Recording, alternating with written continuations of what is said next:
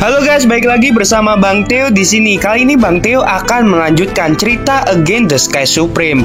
Buat kalian yang penasaran, langsung saja ya simak video kali ini. Tanyun memalingkan muka. Meskipun tangan kiri Pang Siyuan ditutupi oleh kerutan, jika diamati dengan teliti, maka akan menemukan bahwa di antara kerutan dan lipatan ada sedikit warna putih terlihat samar-samar. Berdasarkan pengalaman Tanyun, sangat pasti bahwa Pang Siyuan menggunakan beberapa cara untuk memalsukan tangan yang keriput dengan tangan kirinya. Pang Siyuan, aku akan membiarkanmu hidup sementara waktu, dan aku akan membuatmu berlutut padaku di masa depan, dan aku akan menyiksamu sepanjang waktu. Tanyun menggertakkan giginya, membungkuk dan meraih Sun Abe, dan melemparkannya langsung ke pot pil merah yang terbakar. Tanyun, bukankah kamu mengatakan kamu akan membiarkan aku untuk hidup? Sun Abe berteriak keras di dalam kuali. Sun Abe, kakek ini hanya mengatakan untuk mempertimbangkan melepaskanmu, tetapi aku tidak mengatakan bahwa aku harus melepaskanmu. Tanyun menekan kepala Sun Abe dengan satu tangan dan mencibir lagi dan lagi. Kalau begitu, jika kamu menjadi hantu, aku akan tetap membunuhmu. Bersiaplah untuk mati, Sun Abe. Tanyun merentangkan tangan kirinya, dan kuali dengan berat beberapa ribu kilogram naik ke udara dan mendarat di tangan kirinya. Tanyun dengan berat mengikat tutup kuali dengan tangan kirinya. Biarkan aku keluar, biarkan aku keluar, kata Sun Abe. Sun Abe yang di dalam kuali seluruh tubuhnya meleleh dengan cepat. Setelah beberapa napas berubah menjadi tulang, dan tulang berubah menjadi abu di dalam kuali. Pergi dengan tenang. Tanyun melambaikan tangan kanannya, dan api Hongmeng menelan api sejati hidupnya di bawah kuali. Sekarang api Hongmeng telah memasuki tahap awal dari tahap ketiga, yang dapat membakar harta karun tingkat rendah menjadi abu. Jika api Hongmeng ingin naik tingkat, setidaknya harus menelan beberapa api di masa depan, dan hanya benih api peringkat harta karun kelas menengah dengan atribut api yang bisa. Api asli Sun Abe hanyalah atribut api tingkat rendah. Setelah menelan api ini tidak ada kenaikan signifikan dari api Hongmeng milik Tanyun. Tetapi ini lebih baik daripada sama sekali tidak ada kenaikan. Setelah membunuh Sun Abe, Tanyun mengerutkan kening dan mulai memikirkan rencana selanjutnya. Pada awalnya, saya memberi Tang Taezongde 1 tahun untuk menyiapkan 11 bahan pemurnian, dan sekarang sudah lebih dari 5 bulan. Di mata dunia, Tanyun sudah mati. Demi keselamatannya, dia tidak boleh pergi ke lapangan seni bela diri raksasa. Dengan susah payah, Tanyun menyingkirkan semua musuhnya satu persatu. Aku akan menunggu selama setengah tahun, lalu pergi ke Huang Fusunah lagi untuk mendapatkan bahan pemurnian. Setelah mengambil keputusan, Tanyun terbang keluar dari gua dan menghilang ke dalam malam tanpa suara. Datang dan pergi tanpa jejak. 2 jam kemudian, ketika matahari terbit di Gunung Pangdausian, tetua ketiga, ada kabar yang kurang baik. Ada masalah yang besar. Liu Dahai tersandung ke dalam rumah gua, terengah-engah seperti sapi. Pang Siyuan terkejut dan buru-buru memasang penghalang kedap suara. Dengan keringat dingin menutupi dahinya, dan berkata dengan gemetar, "Dia Ken Liu, apakah kepala divisi mengetahui bahwa saya membunuh Tanyun?" Tetua ketiga, bukan soal itu. Sebelum Liu Dahai selesai berbicara, Pang Siyuan merasa lega dan menyela sambil tersenyum. Bukan masalah besar, kecuali masalah mengenai kabar aku membunuh Tanyun, itu baru masalah besar. Tetua ketiga, ini bukan masalah sepele, Liu Dahai berkata dengan tergesa-gesa. Murid langsungmu Sun Abe dan keponakanmu Pang He terbunuh. Apa yang kamu bicarakan? Mata Pang Siyuan melebar dan meraung. Tetua ketiga harap tenang. Liu Dahai dengan gemetar berkata, bawahan telah pergi ke Gua Panghe, tetapi belum melihat mayatnya. Dan 10 murid yang menemani Panghe saat itu, lampu kehidupan mereka juga padam. Adapun murid Sun Abe, bawahan menemukan bahwa dia seharusnya dibunuh oleh orang lain dan dibakar sampai mati di dalam kuali. Sekarang hanya ada abu yang tersisa. Mendengar ini, tubuh Pangsi Yuan bergetar hebat dan air mata Keru terus menetes. Bagaimana ini bisa terjadi? Siapa yang bisa memberitahuku bagaimana ini bisa terjadi? Sun Abe adalah murid langsung dari Pangsi Yuan. Hanya Sun Abe yang dipromosikan menjadi alkemis hebat tingkat rendah. Kecuali Sun Abe, murid lain yang memiliki pencapaian tertinggi dalam alkimia hanyalah alkemis tingkat tinggi. Sun Abe bisa dikatakan sebagai satu-satunya harapannya. Muridku yang baik, siapa yang membunuhmu? Pangsi Yuan berteriak, maafkan paman, ayahmu mempercayakanmu kepadaku sebelum dia meninggal. Tapi aku tidak bisa melindungimu. Paman tidak berguna, benar-benar tidak berguna. Pangsi Yuan menangis selama setengah jam sebelum secara bertahap berhenti menangis.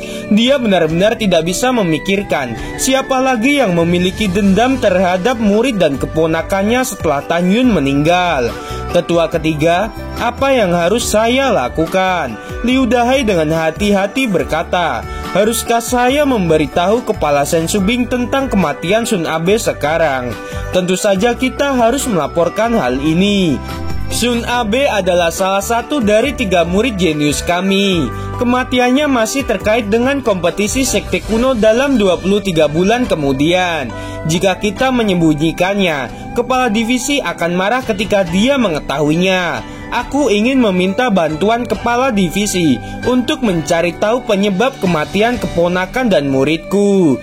Jika aku menangkap pembunuhnya, aku akan menebasnya 1000 kali. Apa Sun Abe sudah mati? Di aula Bingking, Sen Subing merasa pusing.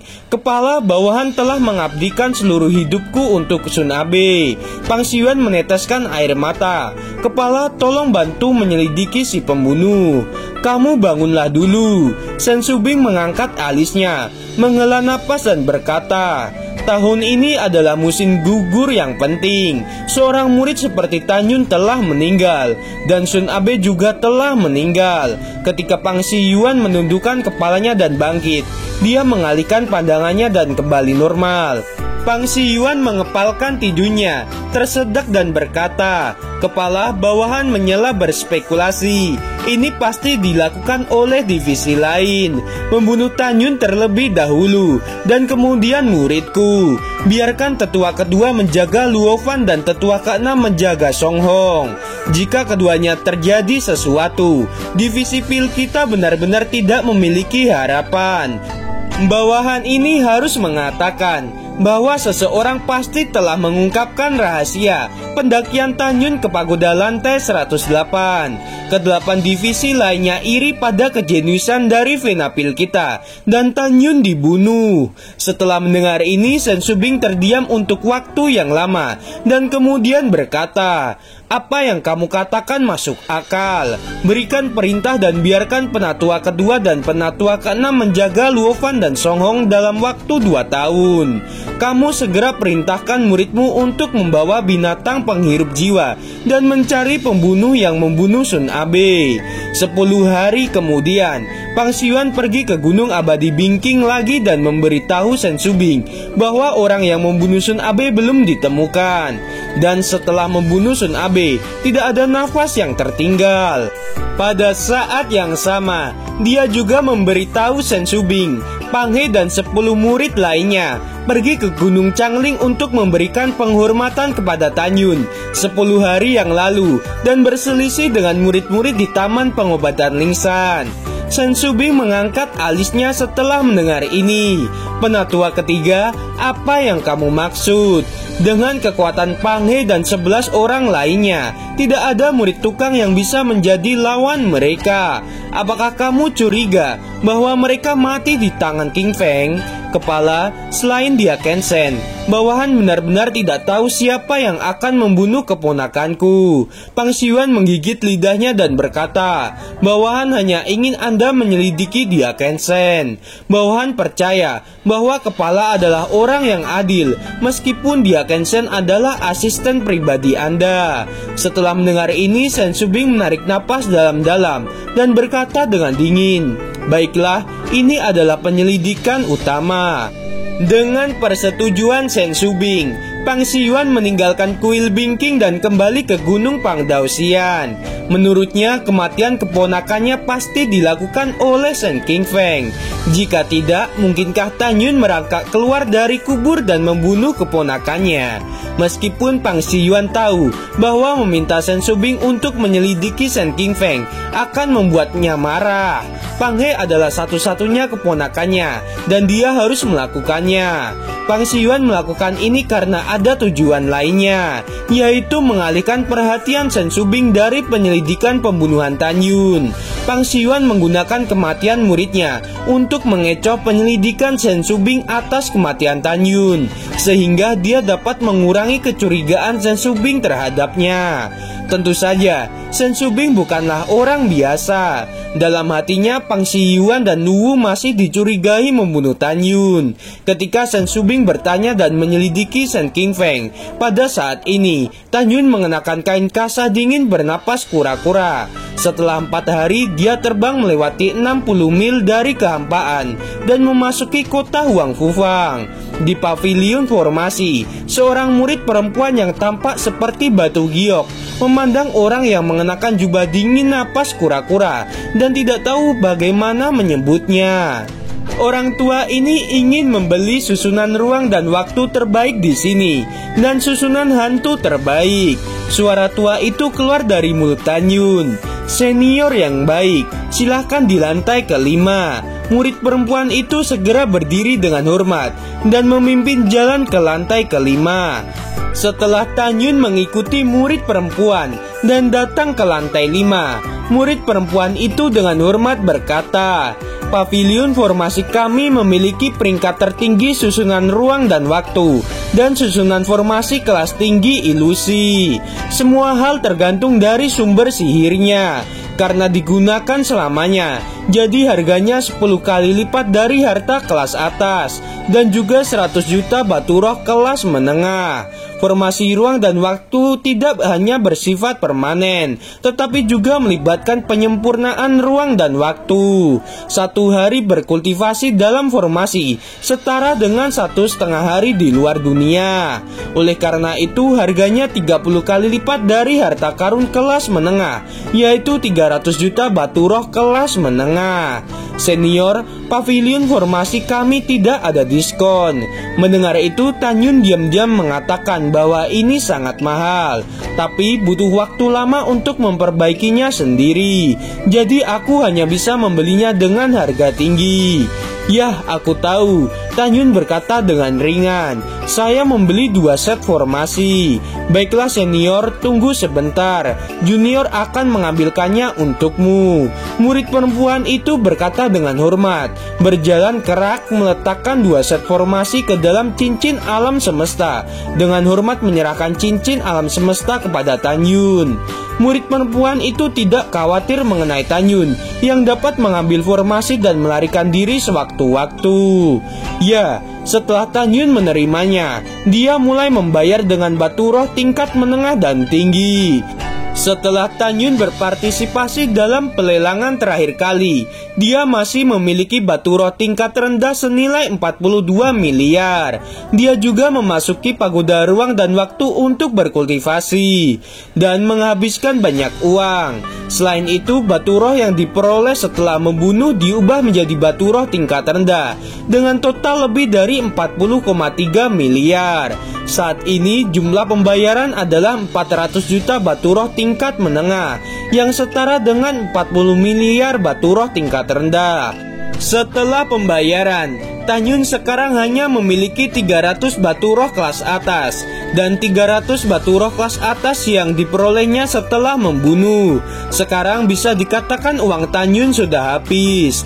Tan Yun tidak peduli. Hal terakhir yang dia butuhkan adalah Lingxi. Ada banyak cara untuk mendapatkan Lingxi. Setelah Tan Yun meninggalkan pavilion formasi, dia menginjak pedang terbang dan terbang menjauh dari Fang Cheng. Alasan mengapa dia tidak menggunakan perahu roh berharga kelas bawah adalah untuk mencegah dikenali. Bagaimanapun perahu roh itu diperoleh ketika dia membunuh murid divisi jiwa suci. 2 hari kemudian, Tan Yun terbang 300.000 li dan segera melepaskan kesadaran spiritualnya, menutupi pegunungan di bawahnya, meliputi radius 380 li. Setelah memastikan tidak ada seorang pun, dia melesat ke lembah yang panjangnya ratusan li. Di dalam lembah yang dipenuhi kabut, tangan kanan Tan Yun melepaskan nyala api besar hingga 5 kaki. Ketika nyala api menghantam dinding gunung langsung meleleh. Kemudian api Hongmeng menembus gunung, membakar gua dalam beberapa tarik napas yang luasnya 300 meter persegi. Tan Yun mengeluarkan cincin semesta dengan 2 set formasi. Setelah itu, Tan Yun pertama-tama mengeluarkan susunan ilusi dari cincin Qiang Kun. Formasi ini terdiri dari 7 atau 49 formasi yang masing-masing tebal dan tinggi, dan formasi berkelok-kelok di bagian luar. Tentu saja, ketika Tan Yun membelinya, murid perempuan itu juga memasang slip giok untuk Tan Yun, di mana catatan rinci tentang bagaimana mengatur formasi, kembalinya segalanya dan formasi harta ruang dan waktu. Secara alami, berdasarkan pencapaian Tan Yun dalam teknik formasi, dia dapat mengatur formasi tanpa melihat. Dengan lambaian tangan kanan Tan Yun, 49 helai kekuatan spiritual cahaya keemasan mengalir keluar dari tubuhnya. Kekuatan itu seperti ular piton emas. Mereka masing-masing menggulung formasi dan naik ke udara, menyebar dalam lintas misterius, dan dimasukkan ke dalam bumi di luar gua, 10 kaki jauhnya ke dalam tanah. Mulailah Tan Yun menjentikan jarinya. Ledakan kekuatan spiritual melesat keluar dari kehampaan menjadi 49. Saat mereka mengebor ke setiap formasi meledakkan tirai cahaya yang lembut. 49 tirai cahaya muncul dari permukaan bumi dan menutup dari kehampaan, seperti mangkuk besar yang jatuh di luar gua. Segera setelah itu, pemandangan lembah dalam radius 100 kaki tiba-tiba berubah menjadi hutan. Ini ilusi yang sulit dibedakan antara nyata atau palsu. Tan Yun berdiri di luar gua, tetapi dia tidak terlihat. Tan Yun dapat dengan jelas melihat pemandangan di luar. Perubahan formasi harta karun tingkat tinggi sudah cukup untuk membingungkan para kultivator tingkat 7 dari alam pemurnian jiwa, bahkan kultivator tingkat 9 dari alam pemurnian jiwa. Setelah mengatur formasi, Tan Yun memasuki gua, menyingkirkan api Hongmeng, dan mulai mengatur formasi ruang dan waktu kelas atas. Ada 2 jenis formasi. Satu menggunakan pangkalan untuk menyebarkan formasi, dan yang kedua menggunakan formasi pedang ilahi Hongmeng Tan Yun yang tidak memerlukan pangkalan. Kekuatan formasi tergantung dari mereka yang menyempurnakannya. Seperti formasi master besar, yang paling sulit untuk disempurnakan adalah mengukir puluhan ribu atau bahkan jutaan pola formasi pada setiap basis formasi. Setiap pola tidak boleh salah. Jika tidak, dasarnya pola akan dibuang. Pada saat ini, Tan Yun mengeluarkan 36 formasi dari cincin Qiang Kun. Basis formasi setebal 3 inci, setinggi 1 kaki, penuh dengan warna merah darah. Ini terdiri dari meteorit ruang dan waktu. Setelah disusun, puluhan ribu pola formasi terukir di atasnya. Pada pemikiran pertama Tan Yun, 36 formasi tersebar di bawah dinding gua 300 kaki. 36 kekuatan spiritual tersebar dari tangan Tan Yun, tersebar ke dasar formasi. Segera waktu di gua tidak teratur, ruang terdistorsi, dan akhirnya waktu dan ruang bergabung membentuk ruang dan waktu yang unik. 1 bulan di dalam gua sama dengan 1,5 bulan di luar. teknik kondensasi Ki Hong Meng. Tanyun duduk bersila, tangannya tercetak di dadanya, dan tiba-tiba kekuatan spiritual langit dan bumi di luar gua mulai merayap perlahan. Faktanya, energi spiritual di dunia luar gua seperti laut yang mengepul, mengalir ke gua Tanyun. Setengah tahun berlalu. Dalam sekejap mata 9 bulan telah berlalu di dalam gua. Tanyun samar-samar menyentuh penghalang 9 lapis dari alam jiwa janin. Tanyun memutuskan untuk berlatih dengan keras dan kemudian pergi setelah dipromosikan ke tahap ke-9 dari ranah jiwa janin. Gimana teman-teman, ceritanya semakin seru bukan? Buat kalian nih ya yang masih penasaran sama kelanjutannya, langsung saja subscribe channel Bang Theo ini. Terima kasih.